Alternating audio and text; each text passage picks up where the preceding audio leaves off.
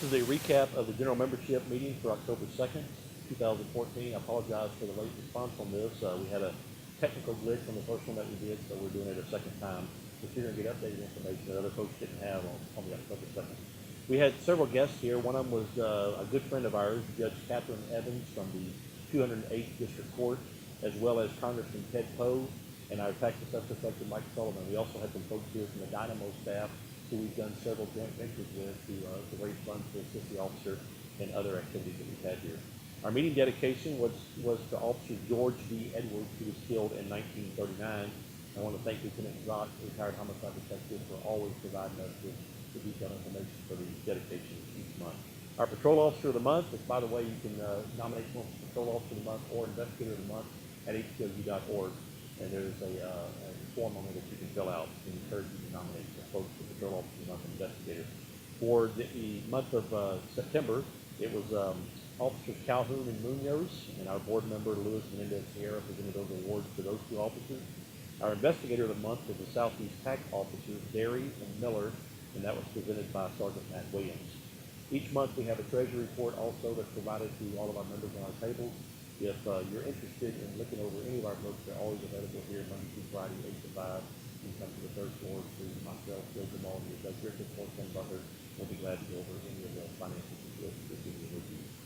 We also remind you that all of our minutes are also available at hplu.org.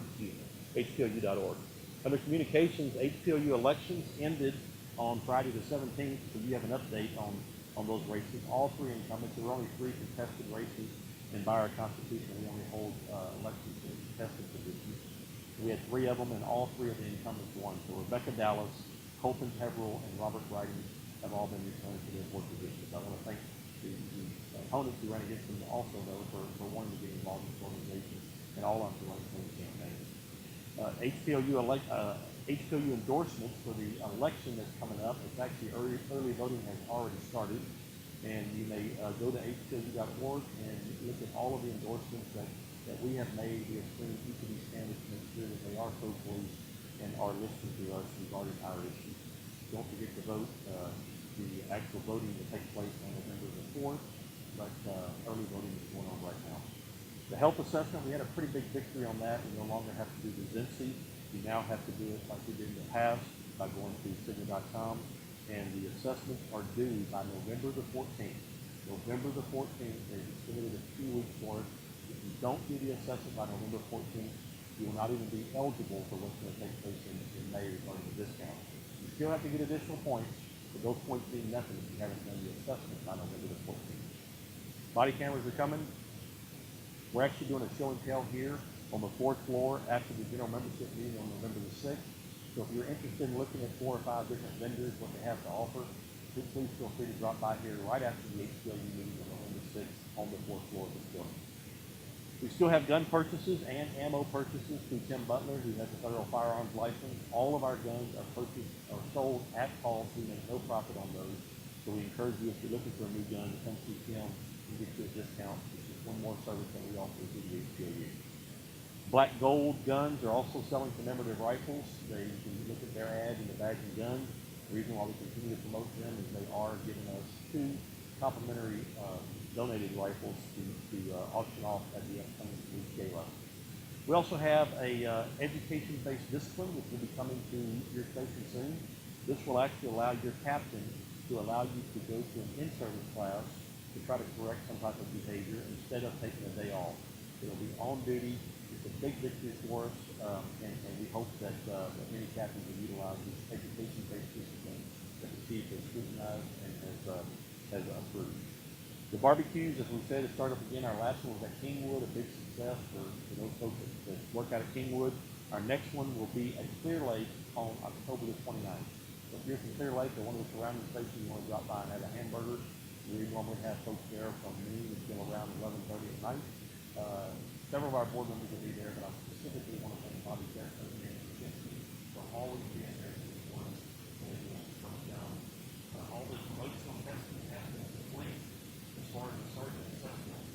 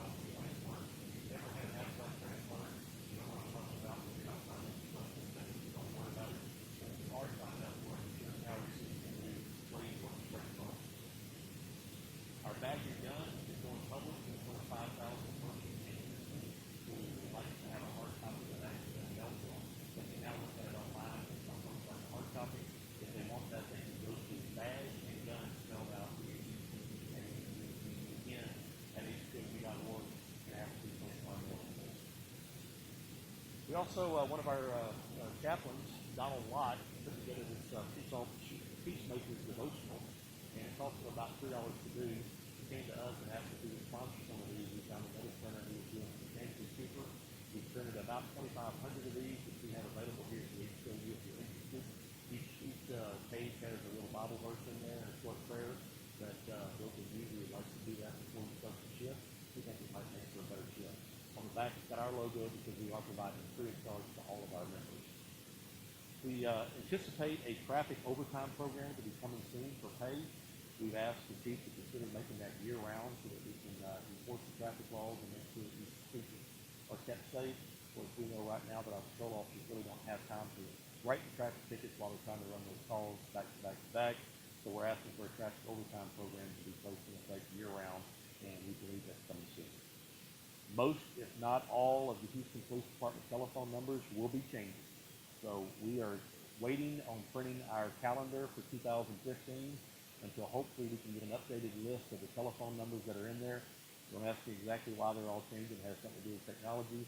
But nevertheless, most, if not all, of our telephone numbers will be changing. We know 911, obviously, and 884-3131 will be remaining the same. But most of your divisions and stations will be changing.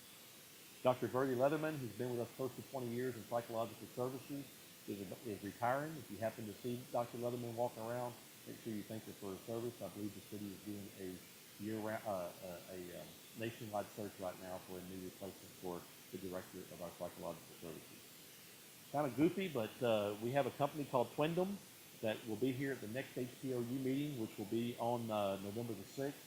They can actually scan you while you stand still, and they can make a figurine out of a sandstone. This is me, and yes, it is weight relevant. They will make these for you. They're about $119. They give a 25% discount to police officers, and they also make a donation to assist the officers. So if you're interested in one of these for your mom, your grandma, your kids, or just to have around, they'll be here at the next meeting scanning folks. Reminders remind you to restrict your voter information and also your Harris County appraisal district information. Your spouse may do the same. Our good friend Mike Sullivan from the County Assessor's Collector has provided us with forms for all the surrounding counties. So if you're interested in those, come by the next HPOU meeting or drop by the front desk and we'll get you one of those forms. Make sure you keep your field notes. We talked about this before. Many departments are requiring officers to tag your field notes. Our department is not requiring that at this time. do keep your field notes in case there's any concern you ask for them. You must be able to provide them to them. If you'll email our photos to our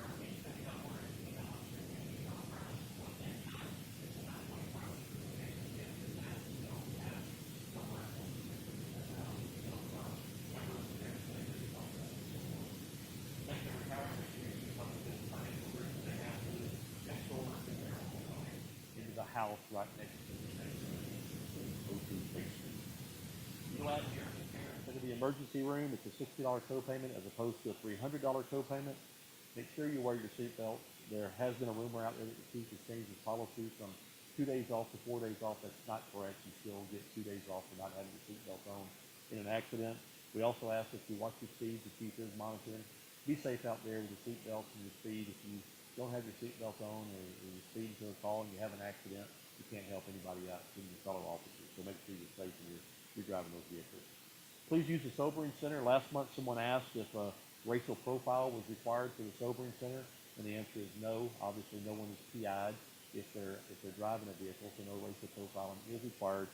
It is required if they're the passenger in a vehicle that you stop on a traffic stop. Otherwise, no racial profile required. It takes about 5 minutes at the sobering center, and we ask that you utilize that instead of a jail if that's all they're detained for is public intoxication.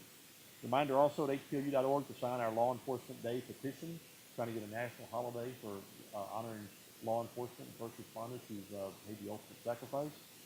We ask you to like us on Facebook and follow us on Twitter at HPOUTX. Tell your friends and family to do the same.